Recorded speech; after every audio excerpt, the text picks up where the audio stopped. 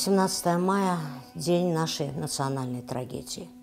И сколько бы лет ни прошло с того времени, пепел тех, кто погиб во время депортации, кто умер от голода, болезней, невыносимых условий жизни в первые годы ссылки.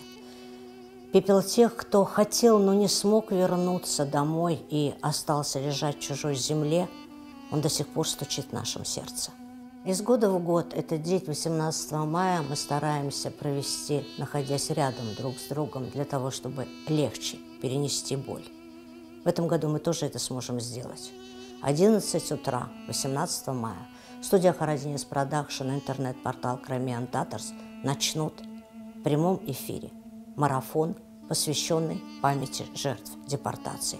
Присоединяйтесь, нам будет легче перенести этот день вместе.